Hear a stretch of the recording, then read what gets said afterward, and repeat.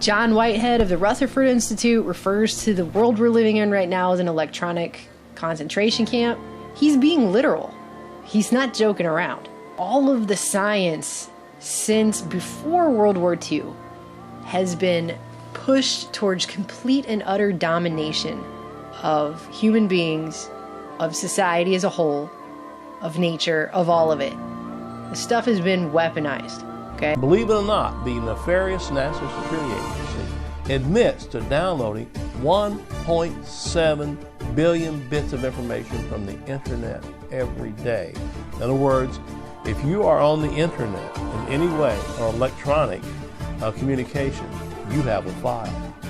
Because it's not that it wasn't a revelation to some people, but to think that the military came up with GPS and internet and computers and all these things and they weren't weaponized before they ever came into your home is kind of laughable. I mean, look what, do they just really care so much about you having a smartphone?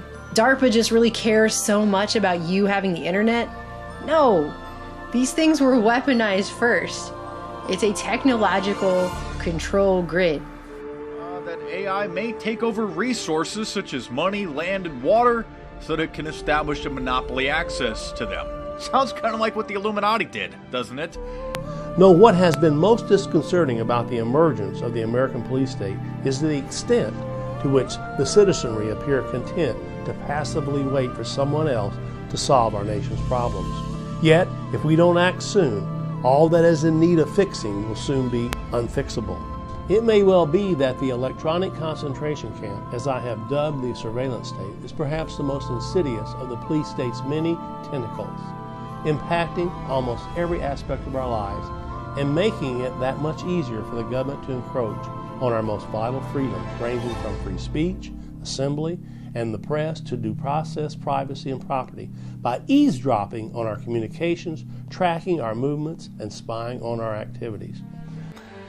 Wow, this is crazy. So this is person to person, one person controlling another person's brain using an EEG machine over the internet, okay? And able to control their motor functions in that manner. I mean, just unbelievable. So that when you start to look at some of the other stuff that's going on around you, you'll see what's really happening. And look at people. What is happening to them? You know, they're walking into other people and walls, they're walking off of sidewalks into traffic. I just watched a video yesterday about all of the cases all over the world in the last month of people who have stripped down naked, lost their minds, and started beating everyone around them and punching through windshields of cars with their bare hands and just keep going like it didn't even hurt.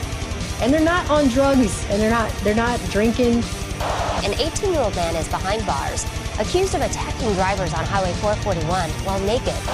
A waffle-loving customer gave restaurant goers a strip show when she took off all her clothes and went berserk in a Georgia Waffle House. They've just gone into what has been called a fit of rage or a delirium. What's happening? That is not normal to have that many people just completely lose their minds.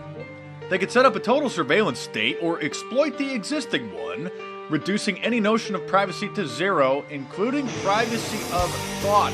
Well, it's too late for that because the NSA has already done that. In other words, we're being watched. There's two classes of people now, the watchers and the watched. Has now confirmed that it's possible for one person to control another person's movements, like motor functions, okay, from afar, all right, using this EEG technology. Now, even though this is being used from person to person, which is, pretty mind-blowing, one person controlling another person's motor skills, motor functions, what have you, from afar, I believe this technology is actually going to be used for something else, and it has a lot to do with transhumanism. All of a sudden, you just have this rash of reporters all over the news, all over the world, who can't speak, and their language comes out all weird.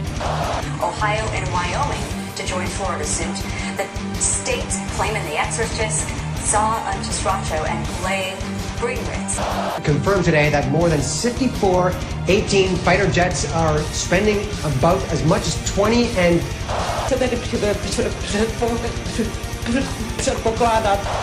And you're telling me every single one of those people suddenly had an epileptic special seizure that was a certain whatever, okay? Give me a break.